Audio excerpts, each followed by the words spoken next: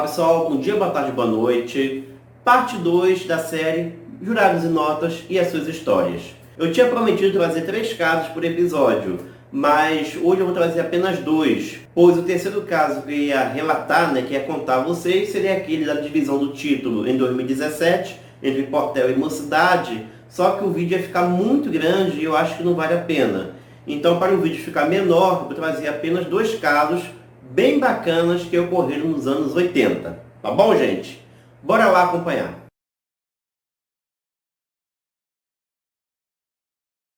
Carnaval de 1983. 4 escolas eram postulantes ao título após os desfiles: Imperatriz Leopoldinense, Império Serrano, Portela e, especialmente, a Mocidade Independente de Padre Miguel, que tinha feito um grande desfile, um desfile bem criativo do carnavalesco Fernando Pinto. A escola saiu aclamada pelo público e pela crítica com os gritos de "já ganhou". Então, o título imaginava-se que ficaria entre essas 4 escolas. Por fora, corria a Beija-Flor.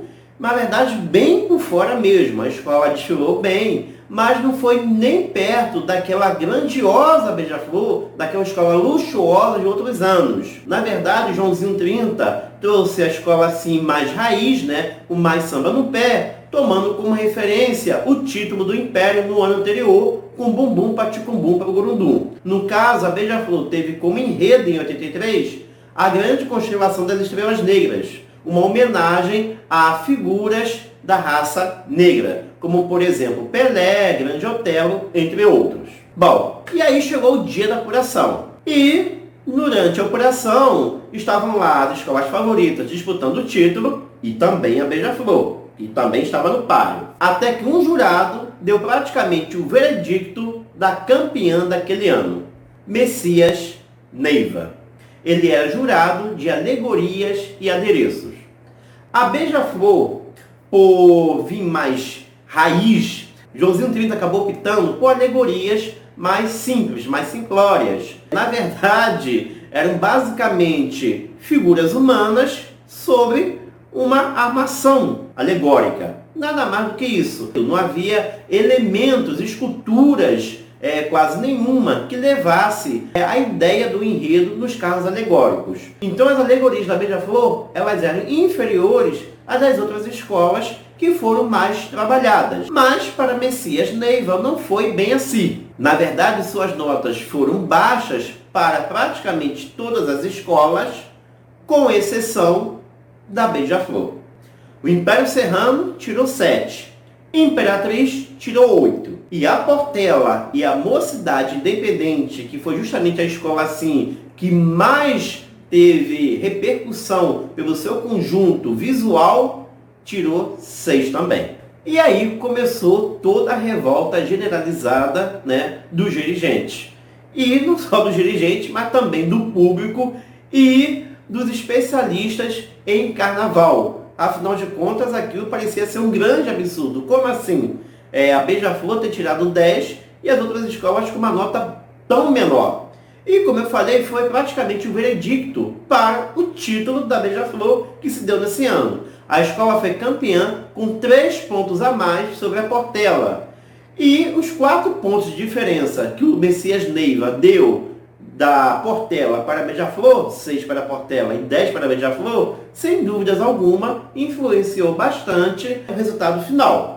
E aí, no meio de toda aquela tensão que se deu, a apuração e após a apuração, o jornal O Globo foi procurar o jurado para saber o porquê dessas notas tão polêmicas. E aí, gente, a sua entrevista eu vou deixar aqui embaixo, o link, e vale muito a pena ler. É uma das coisas assim mais engraçadas que eu já vi no mundo do carnaval. Cogitaram que o jurado, ele recebeu alguma grana, uma boa grana, dos dirigentes da Beija-Flor para favorecer a escola. Não sei se isso é verdade, nunca foi comprovado, mas uma coisa eu tenho certeza após ler essa entrevista: esse camarada jamais poderia julgar um desfile de escola de samba, seja o quesito que fosse.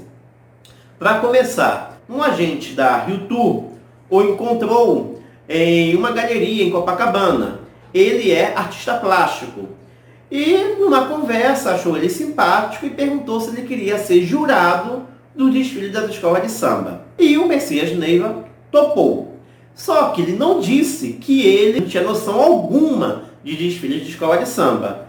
Ele chegou a participar de algumas reuniões da Liesa, mas ele disse nessa entrevista que a única coisa que ele foi informado é que não podia dar zero.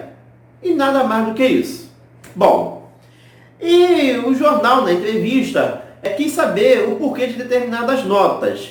E aí vem a graça da coisa. Por exemplo, a União da Ilha recebeu 7 alegorias. Justificativa dele: tinha uma componente sonolenta. Como ela estava com sono, poderia cair.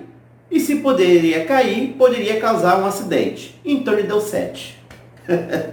A União da Tijuca também recebeu 7. Porque o camarada que estava lá empurrando uma das alegorias não estava com a roupa da escola, estava paisana. E a mocidade, por que tirou 6?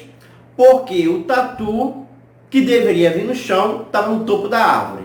Se o tatu viesse no chão, a escola ganhava 8. Mas o tatu veio lá em cima, então perdeu 2 pontos. E foi assim, um monte de bizarrice atrás de bizarrice, ou sei lá o que aconteceu, tá? De qualquer forma, ele se mostrou totalmente incoerente, ele não lembrava dos enredos, ele não lembrava dos desfiles. Também argumentou o seguinte, que o 10 da Beija-Flor provavelmente se deu porque a Beija-Flor desfilou com Salapino. Foi quase meio-dia o desfile da Beija-Flor. Então ele conseguiu enxergar com mais nitidez as alegorias da escola de Nilópolis. Enquanto que as outras foi mais difícil de enxergar porque ele não tinha uma boa visão. E isso o jornalista do Jornal Globo conseguiu perceber na entrevista, pois ele anotou algumas justificativas de umas 4 escolas e ele aproximava muito o papel da visão, da vista dele e também próximo a um abajur. Ou seja, além de não ter noção alguma de desfile, ele ainda não enxergava. Só que Portela, Império, Imperatriz e a Mocidade desfilaram de manhã também. Ou seja, não tinha justificativa nenhuma nessa questão aí da visão. Não sei se ele foi comprado ou não foi comprado, mas uma coisa é fato. Aquela situação que eu falei no vídeo anterior. Nos anos 80, o julgamento era muito amador. As pessoas eram convidadas assim, de forma totalmente aleatória, sem ter a preocupação de saber se aquela pessoa realmente estava capacitada para julgar um desfile.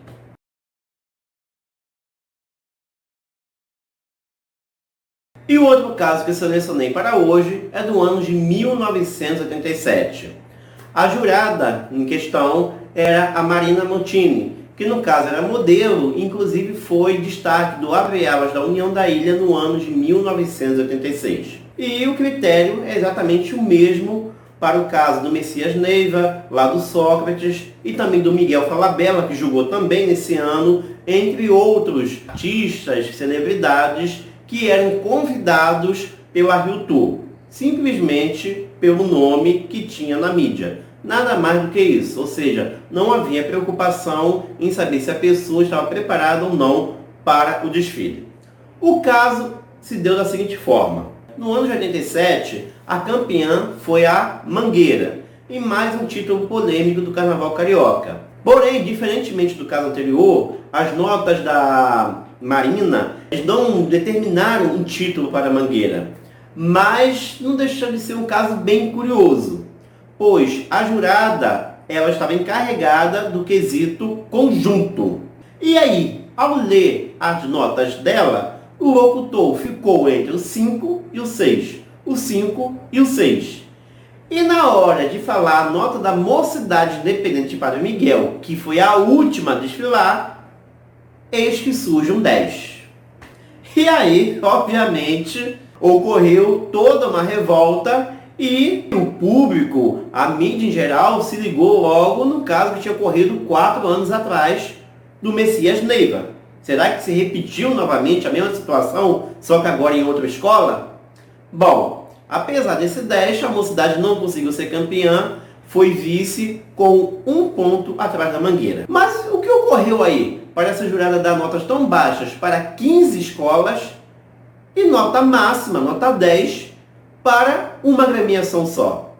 O que se deu foi o seguinte: o quesito conjunto naquela época era dividido em duas partes, sequência e unidade. Eu não sei o que significa isso, tá? Na avaliação do quesito. É equivalente ao samba enredo, como ele é avaliado no dia de hoje. O jurado dá de 4 a 5 para a letra e de 4 a 5 para a melodia. Aí faz a soma e aí dá o total da nota que lá o locutor, no caso Jorge Peligeiro, diz de samba enredo. Para o quesito conjunto era a mesma ideia. Sequência valia de 4 a 6 e unidade de 2 a 4. E aí somaria a nota e podendo dar até um 10. Só que sequência estava numa página e unidade na página seguinte.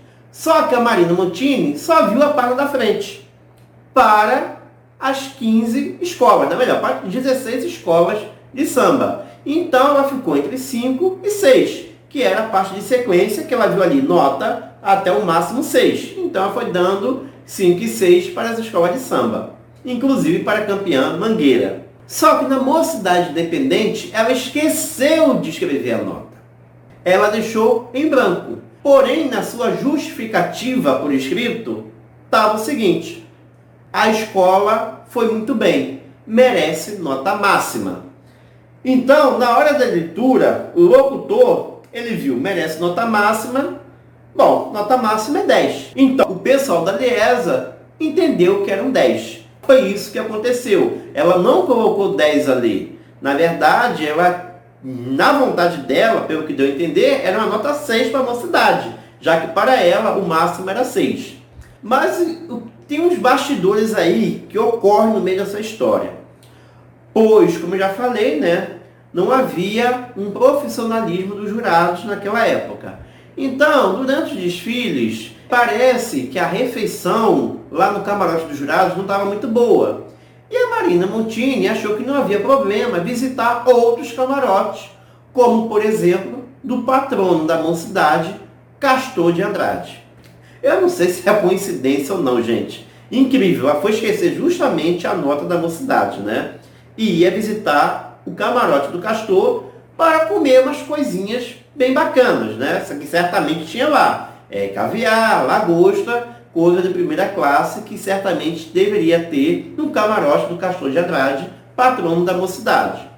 E todo mundo observou isso. Naquele tempo não havia esse problema de jurado sair de sua cabine, de dar autógrafo, de ficar bêbado. Então esses problemas não existiam, entre aspas, naquela época. Então, é aquela história. Certamente o pessoal começou a imaginar que nessas idas ao camarote do Castor, ela foi orientada a dar notas baixas a outras escolas e nota máxima para a Mocidade.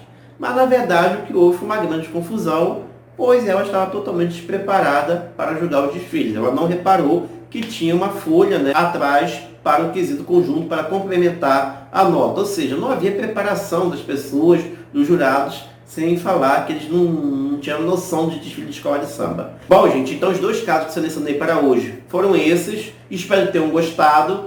E para o próximo, prometo aí que vai vir um caso da Mocidade, ou melhor, o caso da divisão do título entre Mocidade e Portela em 2017. Valeu, abraços e até a próxima.